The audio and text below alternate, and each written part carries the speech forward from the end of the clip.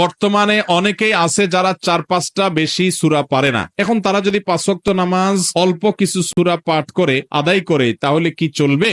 এরপরে প্রশ্ন হলো, সন্তান প্রতিবন্ধী কেন হয়? আল্লাহর রহমতে দায় রাখছি আলহামদুলিল্লাহ। এখন আমি সুন্নতি চুল রাখতে চাচ্ছি কান বাবড়ি অর্থাৎ কান পর্যন্ত, কিন্তু আমার মা রাখতে দিতে চায় না। তিনি বলেন তার এই সুন্নত নাকি পছন্দ হয় না, কিন্তু আমার বাবা রাখতে দিবে। এখন আমি কি করব? নিজের থেকে অন্যকে নিয়ে বেশি চিন্তা এবং প্রতিনিয়ত অন্যের সম্পর্কে মন্দ ধারণা মাথায় ঘুরপাক খায়। এ থেকে বেঁচে থাকার উপায় কি? নিজের ঈমান বাঁচানোর উপায় কি? অনেক সময় আমাদের মা বাবা আমাদেরকে বদদোয়া দিয়ে ফেলেন রাগের চোটে। এরপরে যখন তারা স্বাভাবিক হন তারা নিজেরাই অনুতপ্ত হন। প্রশ্ন হলো, রাগের মুহূর্তে তারা যে বদদোয়া করে বসেছেন এর কারণে আমাদের কোনো ক্ষতি হবে কি? এরপরে প্রশ্ন হলো, বর্তমানে অনেক মেয়েরা বোরকা পরে, কিন্তু অনেক মেয়েরাই বোরকা ইসলামিক বিধান অনুযায়ী পরে না। তারা বোরকা পর্দার চেয়ে ফ্যাশন হিসেবে বেশি ব্যবহার করে। এদের উদ্দেশ্যে কি বলবেন? এরপরে প্রশ্ন হলো, সন্তান প্রতিবন্ধী কেন হয়?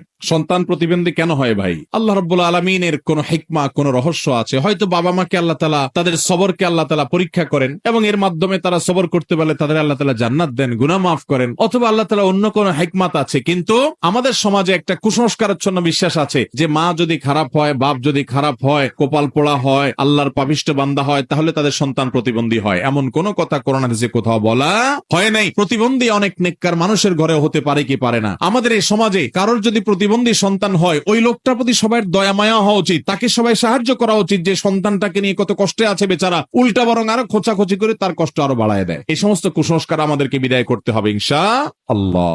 আল্লাহর রহমতে দায় রাখছি আলহামদুলিল্লাহ। এখন আমি সুন্নতি চুল রাখতে চাচ্ছি কান বাবড়ি অর্থাৎ কান পর্যন্ত, কিন্তু আমার মা রাখতে দিতে চায় না। তিনি বলেন তার এই সুন্নত নাকি পছন্দ হয় না, কিন্তু আমার বাবা রাখতে দিবে। এখন আমি কি করব? প্রথম কথা হলো যে মাকে বুঝাইতে হবে, মা নবীজির কোন সুন্নত এটা যদি বলে যে আমার ভালো লাগে না, অপছন্দ হয়, তাহলে এটা ঈমান নিয়ে টানাটানি হতে পারে। হ্যাঁ, এটা ঠিক যে আমি এই সুন্নতটা পালন এই মুহূর্তে করতে নিষেধ করতে পারি বিশেষ কোনো কারণে, সেটা অসুবিধা নাই। কিন্তু নবীজির সুন্নতের প্রতি অবজ্ঞা অশ্রদ্ধা প্রকাশ হলে সেটা কিন্তু ঈমান নিয়ে টানাটানি হতে পারে, বিশেষ করে যে ঠাট্টা বিদ্রুপ হয়। এটা মাকে বোঝাইতে হবে। আর মা যদি নিষেধ করেন কোন সুন্নত আমল করতে, তাহলে প্রয়োজনে সে সুন্নত আমল করবেন না, কারণ সুন্নত আমল করার গুরুত্বের চাইতে মায়ের নির্দেশ মানার গুরুত্ব অনেক বেশি। হ্যাঁ, মা যদি আপনাকে একেবারে দায় রাখতেই নির্দেশ না দেয় যে না গায়ে রাখতেই পারবি না, সেই কথা মায়ের শুনতে পারবেন না, কারণ দায় রাখা ওয়াজিব। ওয়াজিব তরক করতে গিয়ে মায়ের কথা শোনা যাবে।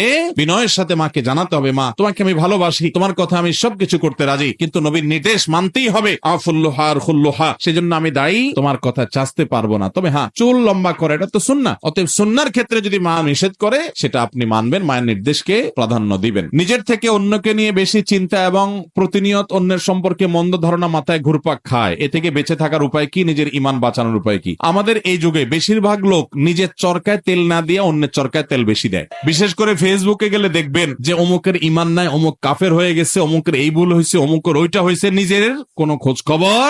অনেকে আছে দেখবেন ফেসবুকে দাওয়াত দিতে দিতে দিতে বিশাল বড় ইসলাম প্রচারক উনি, কিন্তু ফজর নামাজ মসজিদেও যায় না। এরকম অনেক ইসলাম প্রচারক ফেসবুকে আজকাল আছে না নাই? ফেসবুকের লেখাজোখা পড়ে তার পোস্ট দেখে মানুষ মনে করে কত বড় আলেম, শেখ, দায়ী। অনেকে হয়তো তারে পাইলে ধরে মাহফিলও দাওয়াত দিত, অথচ যায় দেখে যে নামাজটাও ঠিক মতো আল্লাহর বান্দা। সব লাইক কমেন্ট কামানোর ব্যবসা, সব লাইক কমেন্ট কামানোর কি ব্যবসা। আল্লাহ মাফ করুক। এই উদ্দেশ্যে যদি আপনি দিন প্রচার করেন তাহলে সওয়াব তো দূরের কথা, বরং শিরকের গুনাহ হতো।